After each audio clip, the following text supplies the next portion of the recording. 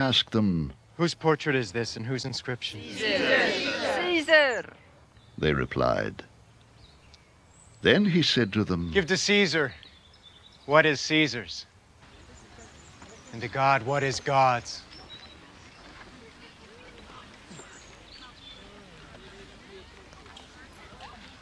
When they heard this, they were amazed.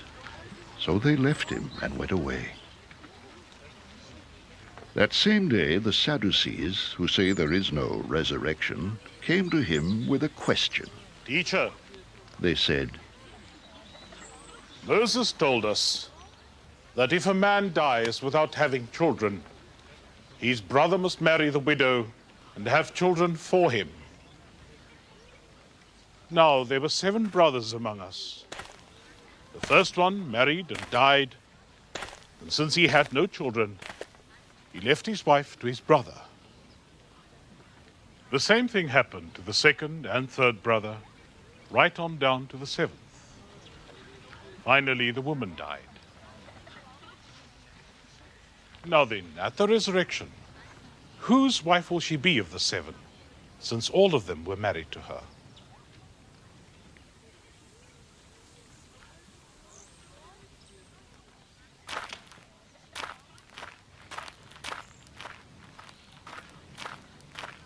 Jesus replied, "You are in error, because you do not know the scriptures or the power of God. At the resurrection, people will neither marry nor be given in marriage.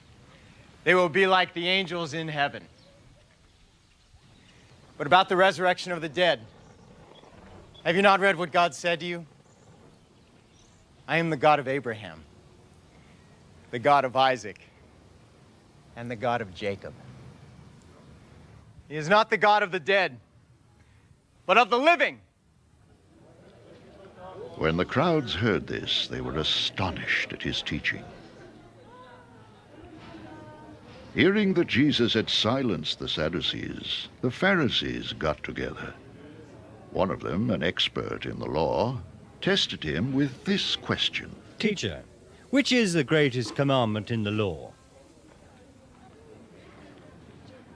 Jesus replied, "Love the Lord your God with all your heart, and with all your soul, and with all your mind.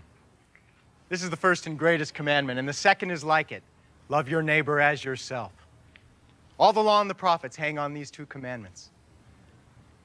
While the Pharisees were gathered together, Jesus asked them, "What do you think about the Christ?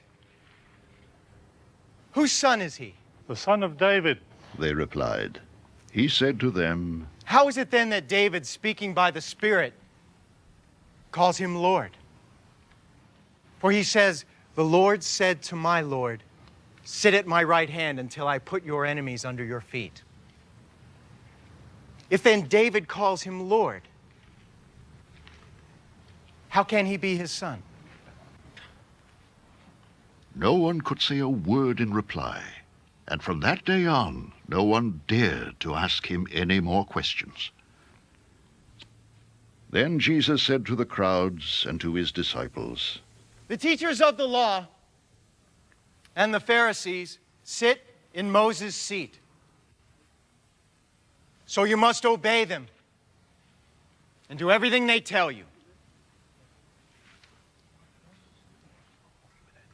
But do not do what they do, for they do not practice what they preach.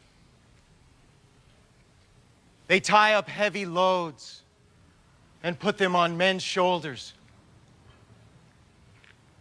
but they themselves are not willing to lift a finger to move them. Everything they do is done for men to see.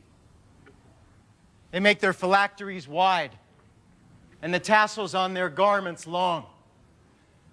They love the place of honor at banquets and the most important seats in the synagogues. They love to be greeted in the marketplaces and to have men call them rabbi. But you are not to be called rabbi, for you have only one master, and you are all brothers. And do not call anyone on earth Father, for you have one Father and he is in heaven. Nor are you to be called teachers, for you have one teacher, the Christ. The greatest among you will be your servant. For whoever exalts himself will be humbled, and whoever humbles himself will be exalted.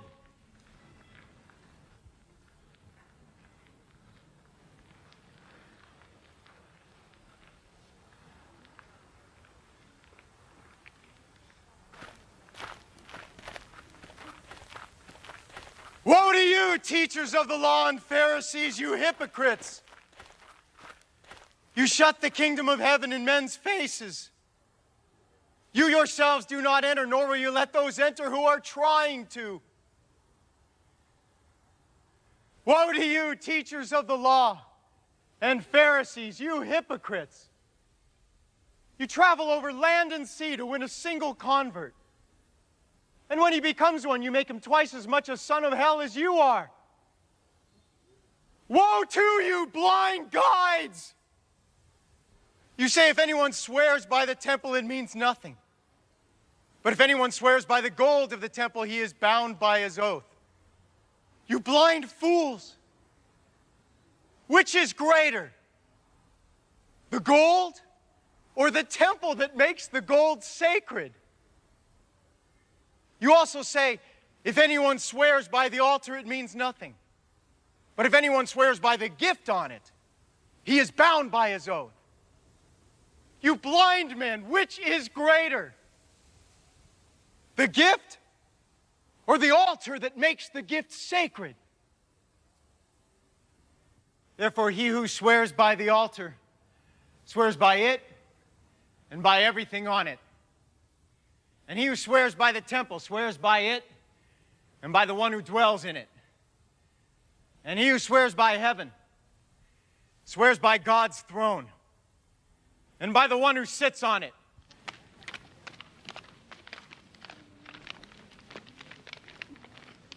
Woe to you, teachers of the law and Pharisees, you hypocrites!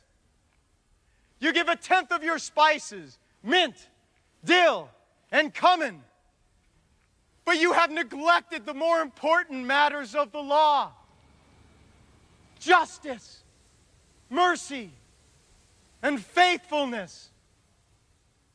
You should have practiced the latter without neglecting the former. You blind guides!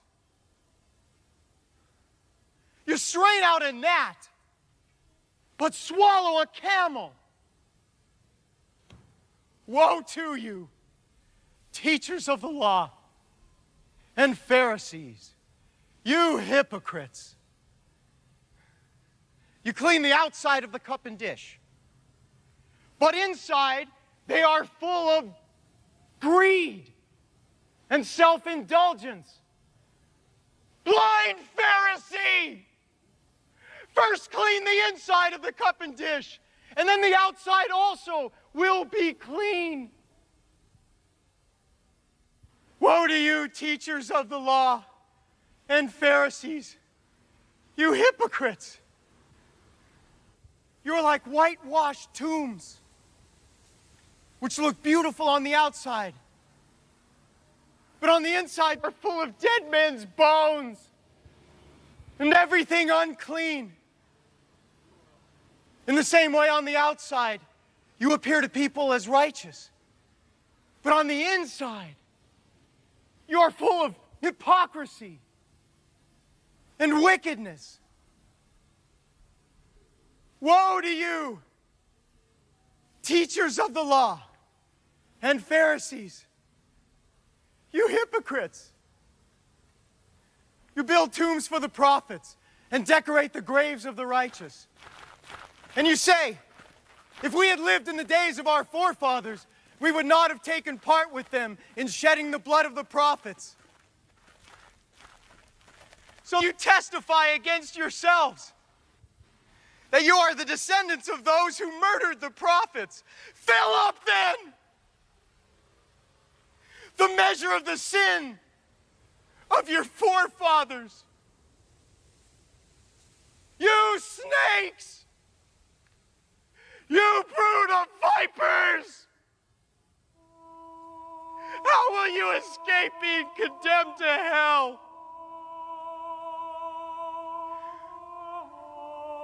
Therefore, I am sending you prophets and wise men and teachers. Some of them you will kill and crucify. Others you will flog in your synagogues and pursue from town to town. And so, upon you will come all the righteous blood that has been shed on earth. From the blood of righteous Abel to the blood of Zechariah, son of Berechiah, whom you murdered between the temple and the altar. I tell you the truth. All this will come upon this generation.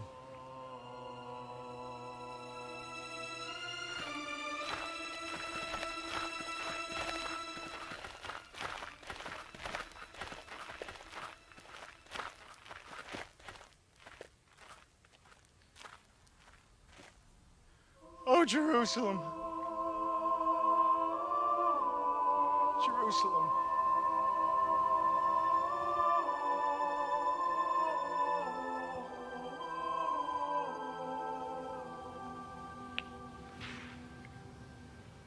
You who killed the prophets and stoned those sent to you. How often I have longed to gather your children together, as a hen gathers her chicks under her wings, but you were not willing. Look, your house is left to you desolate. For I tell you, you will not see me again until you say, "Blessed is he who comes in the name of the Lord."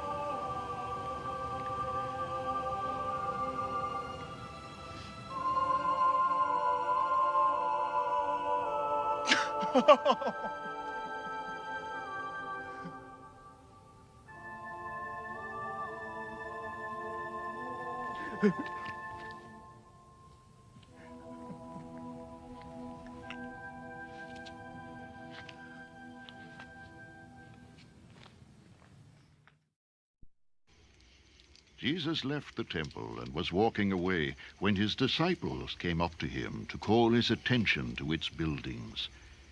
"Do you see all these things?" he asked. "I tell you the truth. Not one stone here will be left on another. Every one will be thrown down."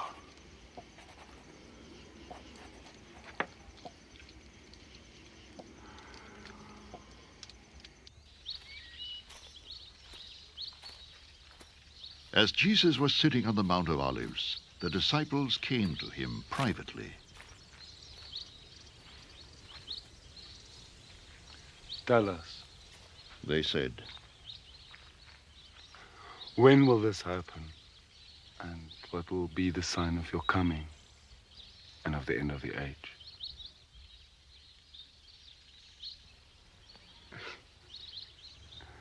Jesus answered, Watch out that no one deceives you. For many will come in my name, claiming I am the Christ, and will deceive many. You will hear of wars and rumors of wars, but see to it that you are not alarmed. Such things must happen, but the end is still to come. Nation will rise against nation, and kingdom against kingdom. There will be famines and earthquakes in various places.